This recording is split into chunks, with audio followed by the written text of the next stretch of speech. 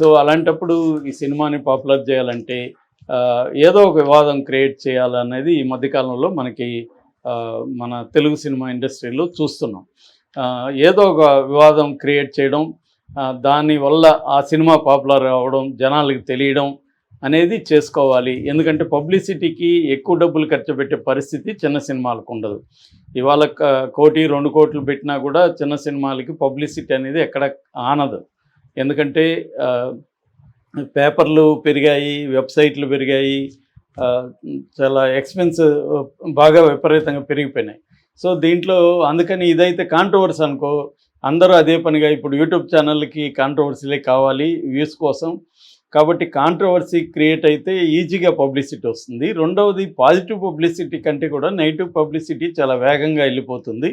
So అందుకని ప్రొడ్యూసర్లు కావచ్చు, హీరోలు కావచ్చు, ఈ మధ్యకాలంలో కావాలని ఏదో ఒక కామెంట్ చేయడం, అది కాంట్రవర్సీగా మారినాక సారీ చెప్పడం అనేది ఒక ఆనవాయితీగా మారిపోయింది. ఇప్పుడు వంశీ నందిపాటి కూడా ఆ కాంటెక్స్లోనే ముందుగా ప్లాన్ చేసుకొని నందుల్ని పందిగా పోలిస్తే కాంట్రవర్సీ అవుతుంది, బాగా పాపులర్ అయినాక 2-3 రోజుల తర్వాత నా ఉద్దేశం అది కాదు ఇది అని ఒక ఎక్స్ప్లెనేషన్ ఇచ్చి ఎవరైనా హర్ట్ అయింటే సారీ అని చెప్పేస్తే పోతుంది, మనకు రావాల్సిన పబ్లిసిటీ వచ్చేస్తుంది అని అనుకునే అవకాశం అయితే ఉంది. సో నంది అవార్డులు ఒకప్పుడు ఆంధ్రప్రదేశ్లో చాలా ఉమ్మడి ఆంధ్రప్రదేశ్లో చాలా important awards, state awards. So అటువంటి నంది అవార్డ్స్ని పందులతో పోల్చడం అనేది ఇప్పుడు విమర్శలకు దారితీస్తుంది. అయితే ఇక్కడ తెలంగాణకు వచ్చేసరికి నంది అనే పేరుని వాళ్ళు ఒప్పుకోలేదు. ఎందుకంటే అది లేపాక్షి అనేది తెలంగాణలో లేదు, దాని నుంచి వచ్చిన నంది కాబట్టి సో మాకు అవసరం లేదని చెప్పి రేవంత్ రెడ్డి గద్దర్ అవార్డ్స్ని ఇక్కడ ప్రకటించాడు. దాని మీద కూడా తెలంగాణలో విమర్శ ఉంది.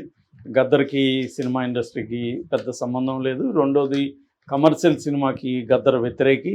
సో గద్దర్ పేరుతో వేరే అవార్డులు ఇవ్వచ్చు, కానీ ఈ పాపులర్ కమర్షియల్ సినిమాలకి గద్దర్ అవార్డులు ఇవ్వడం కరెక్ట్ కాదు అన్న విమర్శలు కూడా ఉన్నాయి. ఆయన రేవంత్ రెడ్డి క్యాచ్ చేయకుండా ముందుకెళ్తున్నాడు. అయితే ఇప్పుడు వంశీ నందిపాటి వ్యాఖ్యల్ని మనం అర్థం చేసుకోవాల్సింది ఏంటంటే, కేవలం చిన్న సినిమాల పబ్లిసిటీ కోసం ఏదో ఒక జిమ్మిక్ చేసి ఆ సినిమాల్ని పాపులర్ చేయడం అన్న కాంటెక్స్లోనే అర్థం చేసుకోవాలి. ఖచ్చితంగా ఆయన ఏ రోజు కానీ రేపు కానీ సారీ చెప్పేస్తాడు, దాంట్లో డౌట్ లేదు.